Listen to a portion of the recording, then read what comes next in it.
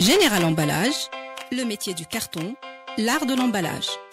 Porté par Radio M, soutenu par Général Emballage, Doing DZ, l'émission de ceux qui entreprennent.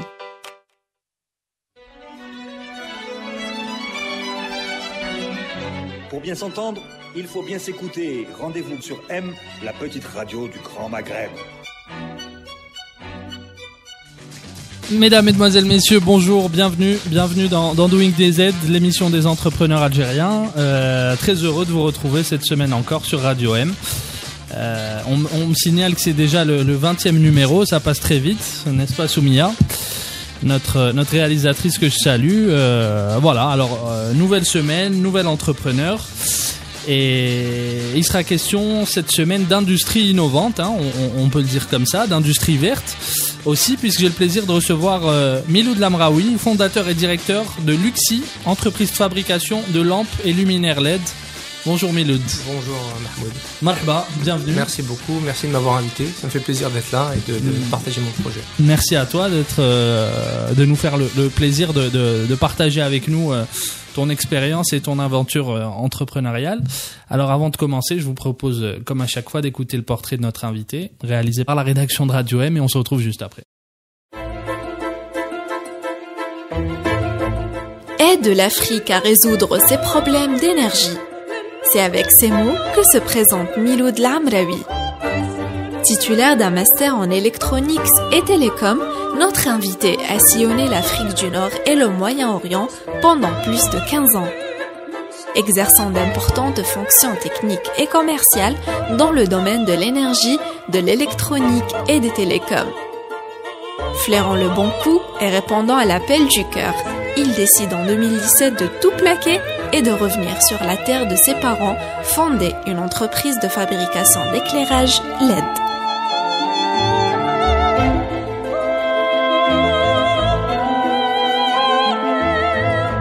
Alors on est de retour, Miloud, on va essayer de replacer les choses dans le contexte. D'où est-ce que tu viens, d'où est-ce que tu arrives, qu'est-ce qui t'amène ? Alors je vais me présenter, donc j'ai Miloud Lamraoui, donc j'ai grandi en France où je suis né en 1980, donc 36 ans, 37 ans aujourd'hui. D'une famille d'origine algérienne, donc une modeste famille d'origine algérienne de la région de Oumoul Bouakhi. Donc je suis né en France, j'ai étudié en France, ingénieur en électronique, et en 2004, donc après être diplômé, après avoir travaillé quelques mois en France, j'ai décidé de m'expatrier. Donc j'ai travaillé en Égypte pour le ministère des Affaires étrangères français au Caire, où je suis resté 3 ans. Oui. Après mes 3 ans là-bas, j'ai voulu quand même rester dans la région, donc proche Moyen-Orient, et je me suis expatrié une nouvelle fois, sans passer par la case France. Je me suis expatrié aux Émirats Arabes Unis, ouais, où j'ai travaillé principalement dans le secteur de l'énergie, des énergies renouvelables, de l'efficacité énergétique, etc., pour différentes sociétés, avec une couverture régionale, donc proche et Moyen-Orient, et donc une grosse expérience dans cette zone. Après 10 ans là-bas, ça fait beaucoup. Donc j'ai commencé à initier un projet ici en Algérie, ayant travaillé 2-3 ans à distance avec l'Algérie dans le cadre de mon travail. J'ai compris qu'il y avait un vrai potentiel, etc., que j'ai étudié. Et justement, donc, comment la décision se prend ? À quel moment on se dit je rentre ? Voilà, donc la décision elle se prend lorsqu'on commence à travailler avec l'Algérie. Bon, j'avais toujours l'Algérie dans un coin de ma tête, parce que je suis quand même très attaché à mon pays. Donc on faisait du business avec l'Algérie et je voyais que les opportunités en tant que société étrangère, c'est une société américaine, en Algérie étaient énormes, qu'il fallait vraiment être local ici pour réussir, d'accord ? Être local, être une société locale avec une forte présence locale. J'ai essayé de convaincre ma société d'avoir un bureau en Algérie. Ils n'étaient pas convaincus, donc je me suis dit moi je suis convaincu en tout cas. Donc il restait plus qu'à trouver le projet. Voilà. Donc le projet, ça s'inscrivait dans le cadre. Donc après il faut comprendre le marché, comprendre la problématique et comprendre le manque. Le manque, c'est que, alors d'une part, c'est un pays qui souhaite se diversifier, qui souhaite s'industrialiser, qui souhaite développer de la compétence locale et qui souhaite réduire sa consommation énergétique. Et être moins dépendant des importations. Voilà, être de moins en moins indépendant des importations. Et donc, comment résoudre ce problème? Eh ben, l'une des façons de le résoudre, en gros, ma contribution, ça serait de développer une usine de fabrication de lampes à LED qui va s'inscrire, qui va résoudre en partie toutes ces problématiques, d'accord? Donc, après avoir étudié les modalités pour monter une usine, on s'est rendu compte que c'était, quand je dis on s'est rendu compte, c'est moi et mon partenaire, puisqu'on est 2 fondateurs dans cette société. Mon partenaire qui est algérien, d'Algérie. Donc, après avoir compris le processus, oui. Pardon, justement, pourquoi tu as choisi de pas le faire seul? Alors, j'ai choisi de pas le faire seul. Alors, en fait, c'est la force des choses. Mon partenaire, c'était mon distributeur lorsque j'étais employé, d'accord, avec qui il avait énormément d'affinités, autant personnelles que professionnelles, ouais. Puisqu'on vient du même secteur. Et mon partenaire était à court d'idées. Il avait un terrain industriel pour fabriquer à la base des structures solaires. Et puis, il m'a dit, écoute, si t'as une idée, moi j'ai un terrain à disposition, etc. Il y avait plus qu'à réfléchir. Il y avait plus qu'à. Et donc on est arrivé avec ce concept-là, tout le travail qu'il y a eu derrière. Et dès que le projet a commencé à mûrir, c'est dès que je me suis dit, ah oui, là il faut vraiment être sur place pour commencer la production, etc. Et ben là, donc j'ai quitté ma situation là-bas pour venir m'installer ici et dynamiser le projet. À ce moment-là, qu'est-ce qui se passe dans la tête? Est-ce qu'on a un peu peur? Est-ce qu'on on a des appréhensions? On se dit j'ai une situation confortable, ouais. J'ai un équilibre après qu'on peut discuter. Bon, ouais. Est-ce qu'on a peur au moment où on se... Alors après c'est une question de nature. Personnellement, j'ai toujours aimé l'aventure, d'accord. J'ai pas peur de m'appauvrir ou quoi que ce soit. Donc, c'était pour moi évident et j'étais excité, hein. En venant ici, je suis arrivé ici au mois d'août 2017, donc il y a pas si longtemps que ça. Ouais. J'étais très très excité de découvrir une nouvelle vie. J'ai aussi 3 enfants, donc découvrir un peu leur pays d'origine, ou le pays d'origine de leurs parents. Ils sont algériens, bien évidemment. Et donc on s'est installé ici. Et puis ma femme est française aussi, donc ça aurait pu être on va dire une appréhension de plus, mais non, tout se passe très bien et on est tous contents et puis non, très excité de venir et j'ai jamais eu peur de venir. Voilà. Alors un coup d'œil peut-être sur les débuts. Comment on les vit, qu'est-ce qui s'est passé, comment tu as vécu cette période-là? Alors les débuts de lancement, les débuts, voilà. Ou les débuts de l'activité. Alors ouais. Le début de l'activité, donc on était quand même assez confiants au vu du marché, au vu de la qualité des produits qu'on allait fabriquer, etc. Donc au tout début du projet, c'était surtout de connaître l'environnement et d'essayer de faire tomber les barrières qu'on aurait pu avoir, d'accord. Donc être créatif pour éviter ces barrières. Alors j'en parlerai peut-être plus tard, mais en Algérie, il y a un système, il y a une façon de fonctionner, d'accord. Il faut l'accepter, il faut marcher avec et il faut être créatif pour pouvoir contourner les obstacles. Ouais. Voilà. Donc il a fallu travailler pour contourner tous ces obstacles, d'accord.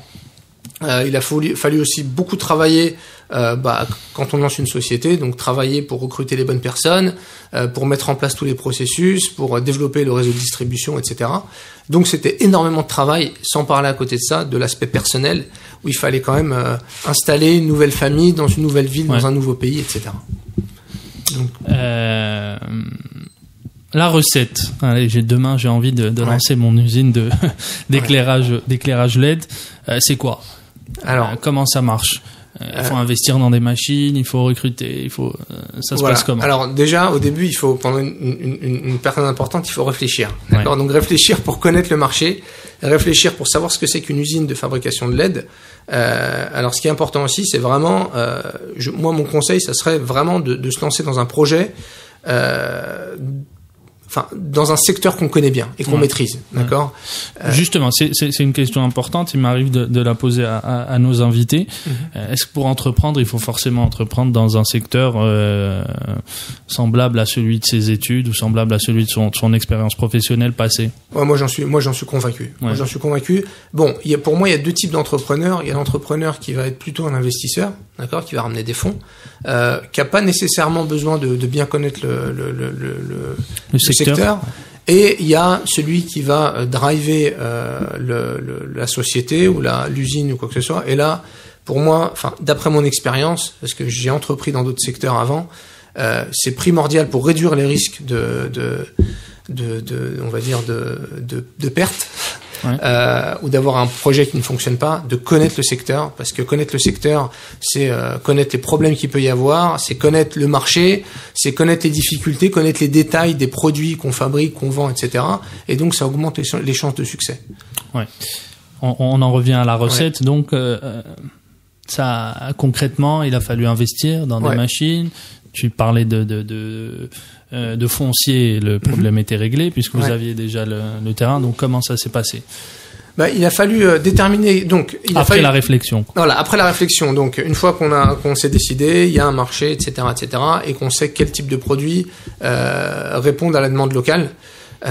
Et qu'on a un positionnement clair, parce que fabriquer de la LED c'est vaste, qu'on a un positionnement clair. Notre positionnement c'est de fabriquer de la LED qui va remplacer l'éclairage conventionnel. Ensuite il faut trouver des partenaires technologiques, parce qu'on va pas réinventer la roue, on va pas réinventer la LED, et donc trouver des partenaires technologiques sur qui s'appuyer de façon à pouvoir proposer un produit qui soit de qualité. D'accord. Quand je parle de partenaires psychologiques, c'est utiliser au fait des designs qui vont être existants pour les améliorer, les customiser aux besoins locaux. D'accord. Parce qu'il y a des contraintes de température, il y a des contraintes d'humidité, de couleur, il y a des limitations en termes de savoir-faire, d'assemblage de produits LED, etc., etc. Donc une fois qu'on a trouvé le partenaire, ensuite là il faut vraiment orchestrer tout ça. Donc ça devient du pur travail. Gérer la chaîne logistique, gérer la chaîne de distribution, l'aspect commercial, l'aspect qualité, l'aspect certification, se faire connaître auprès des autorités, etc., etc. Alors tu me racontais hors antenne un peu la vie de l'entreprise et de l'usine, où est-ce qu'elle s'est installée. Vous avez dynamisé une région ou une ville. Qu'est-ce que tu peux nous dire de ça? Alors donc l'usine est installée dans la wilaya de Médéa, dans une ville qui s'appelle Mojbar, d'accord, qui a une 30aine de kilomètres de Médéa. Alors c'est une ville au fait où il y a eu de l'activité industrielle il y a quelques dizaines d'années. Et il y a plus d'activité industrielle, donc il y a énormément de savoir-faire local, de personnes compétentes, diplômées, qui habitent dans cette ville. Et qui se sont retrouvés au chômage, d'accord. Donc on a profité de cette situation pour en fait recruter sur place, voilà. Donc on a peut-être 90% de nos employés sur site qui sont originaires de cette ville. Alors ça nous facilite beaucoup la tâche, puisque c'est des gens qui sont disponibles parce qu'ils habitent dans la ville, qui n'arrivent pas en retard parce qu'ils habitent à côté, et qui sont aussi motivés parce qu'ils ont un travail à côté de chez eux. D'accord. Pour nous aussi, c'est un gain pour nous et pour eux, d'accord. Et puis, ça a aussi dynamisé la ville de façon indirecte, autre que la création d'emplois directs. Ça a dynamisé la ville dans la mesure où c'est devenu la ville du LED, d'accord, dans la région en tout cas.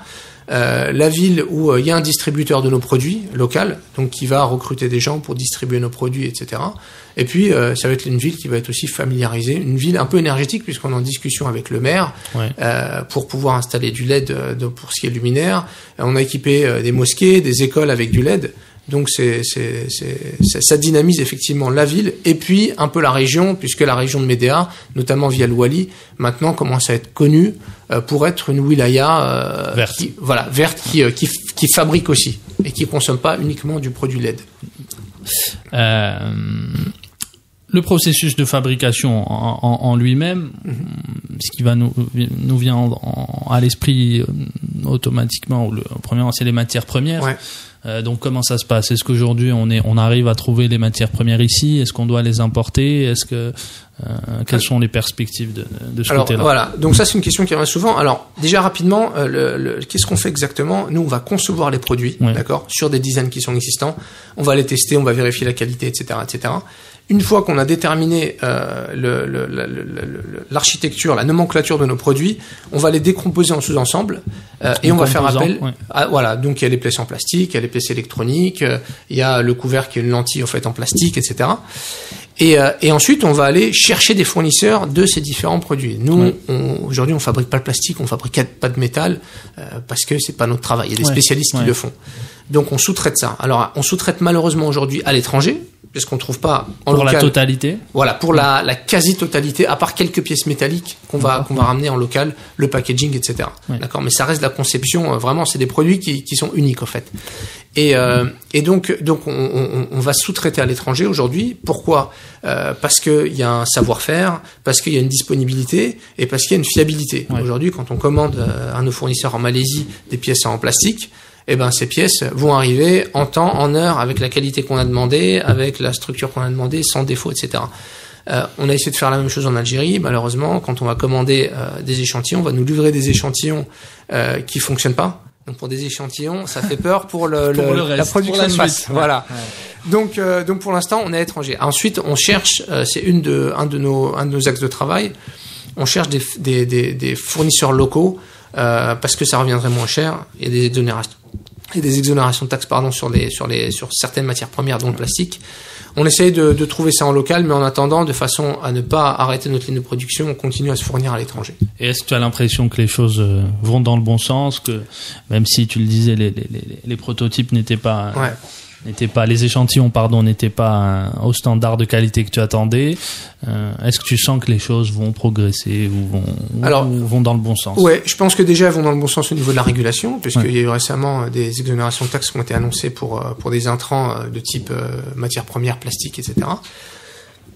Ensuite, c'est au secteur privé de suivre derrière et de se lancer dans la production de ce type de pièces avec le bon savoir-faire, les bonnes machines. Et je vous cache pas que nous, on est en train de réfléchir justement à ce même projet, donc de pouvoir nous lancer, puisqu'il y a un manque encore une fois dans ce type d'industrie, donc l'industrie du plastique surtout, pour pouvoir fournir les sociétés qui sont un peu dans notre cas et qui cherchent un fournisseur fiable de ce type d'équipement. Tu produis donc des lampes vertes ou des lampes écolo. Est-ce qu'il y a une dynamique en Algérie pour encourager ce genre de produits au détriment de produits plus consommant plus d'énergie? On en parlait tout à l'heure. On sait que l'électricité coûte énormément à l'Algérie puisqu'elle est subventionnée. Est-ce qu'il y a une dynamique dans ce sens-là? Donc c'est bien de le rappeler, l'électricité coûte très cher, mais pour l'État. Pour l'État. Aujourd'hui, 1 kWh qui est l'unité de mesure et l'unité de facturation, qui va coûter à peu près 13-14 dinars à l'État, va être payé 5 dinars par l'Algérien. D'accord? Donc l'État est celui qui dépense le plus pour l'électricité. L'électricité n'est pas chère ici en Algérie comparé aux autres pays. Donc il y a une dynamique effectivement. Alors il y a une dynamique au niveau du consommateur. Alors parce qu'en fait il cherche des lampes qui consomment moins parce qu'il trouve que sa facture est élevée et il a raison. Il cherche aussi des lampes qui ont une plus longue durée de vie. Une LED, ça a une durée de vie non garantie nos produits entre 2 et 5 ans. Ça a une durée de vie d'à peu près 10 ans. D'accord? Donc il y a une dynamique dans ce sens-là. D'accord? Après il y a une dynamique qui est beaucoup plus importante, qui est celle de l'État, qui va aller subventionner des programmes d'achat, de distribution de produits LED. Donc il y a un programme de 3,5, de même 7 millions sur 2 ans de LED qui va être subventionné à hauteur de 50% par l'État. Okay. C'est quelque chose qui va arriver, on va dire fin de cette année. Il y a aussi une dynamique, c'est-à-dire en poussant les APC en Algérie, et ça c'est une mesure du ministère de l'Énergie via l'APRU, qui est l'organisme pour l'efficacité énergétique, de demander aux APC ou d'imposer aux APC d'acheter ou d'équiper leurs luminaires avec des lampes à LED pour toutes les nouvelles installations. Alors tout ça, bien évidemment, éclairage public, voilà. Il y a aussi une demande des industriels qui payent très cher leur électricité aussi. Et tout ça, en fait, ça s'inscrit dans une dynamique industrielle aussi qui vient de l'État, où tous ces programmes-là, en fait, sont mis en place avec des fournisseurs algériens. D'accord? Donc on ne parle pas seulement de pousser les gens et les mairies et les APC à s'équiper au LED, mais à s'équiper avec du LED algérien. Toujours dans l'optique de produire localement, quoi. Voilà. Alors une fois que tu as lancé l'activité, que vous avez commencé à produire, comment on va démarcher? Comment on communique? Quelle a été la stratégie commerciale? Alors la stratégie commerciale. Alors au début on n'a pas énormément investi dans le marketing, on va dire. Ce qui marche très bien en Algérie, c'est un site internet en fait.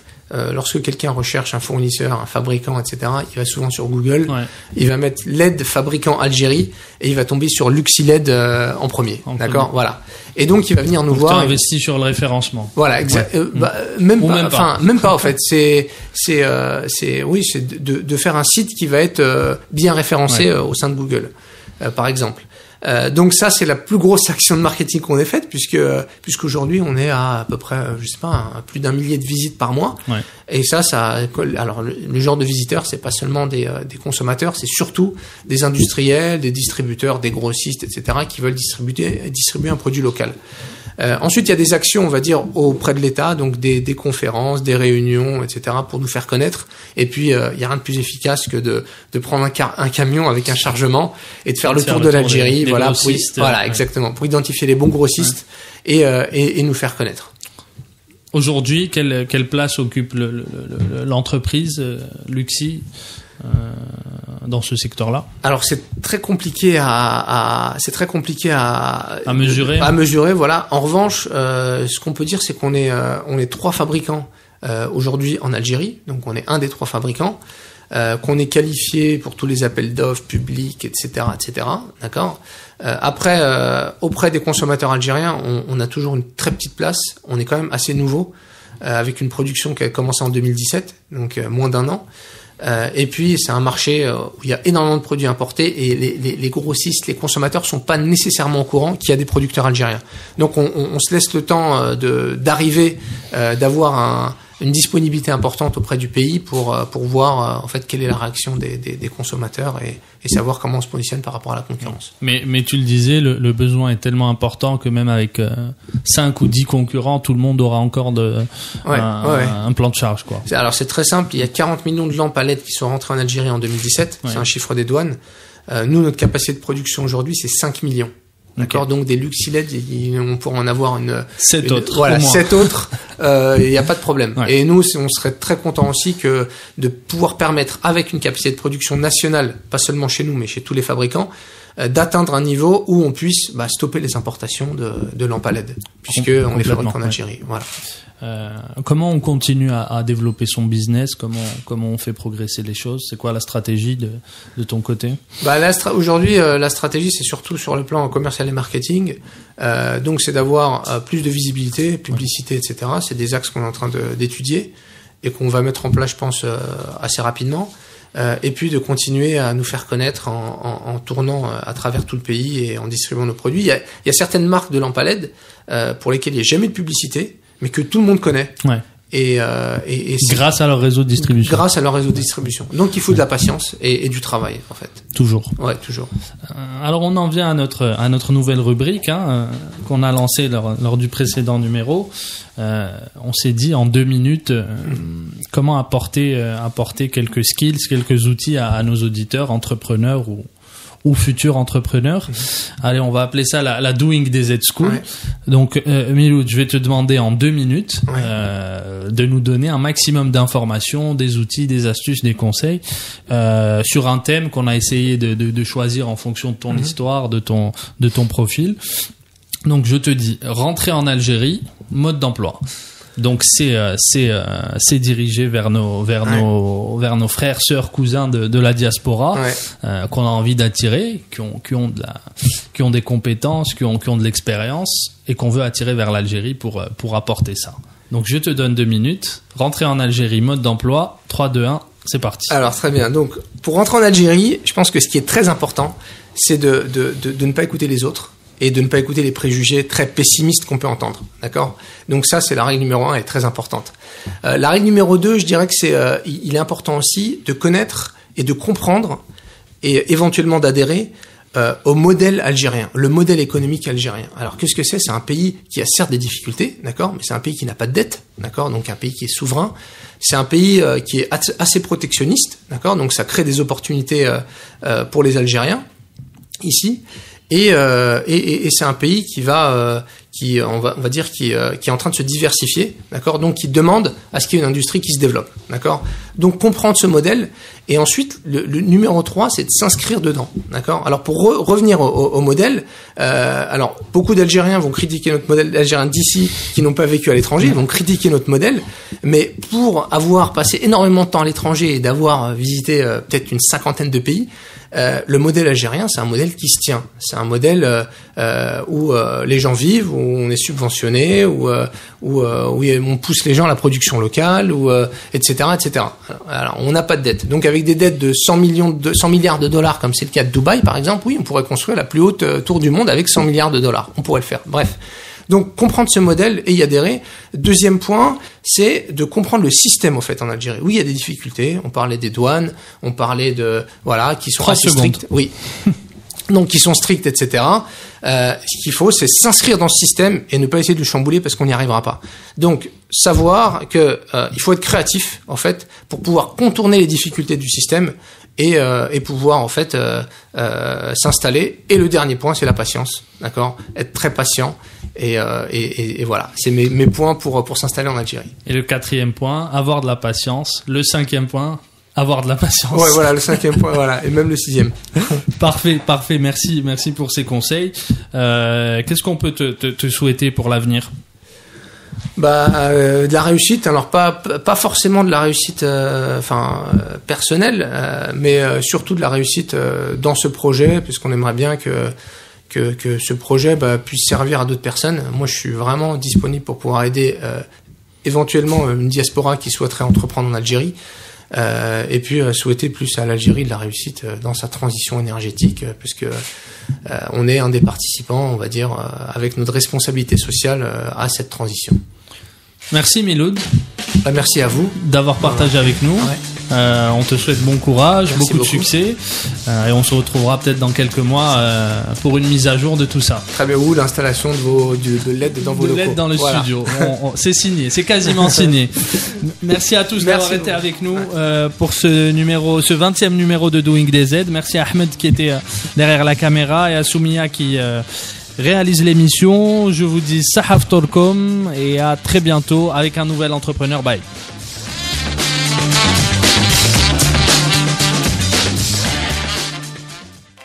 Général Emballage, le métier du carton, l'art de l'emballage. Porté par Radio M, soutenu par Général Emballage, Doing DZ, l'émission de ceux qui entreprennent.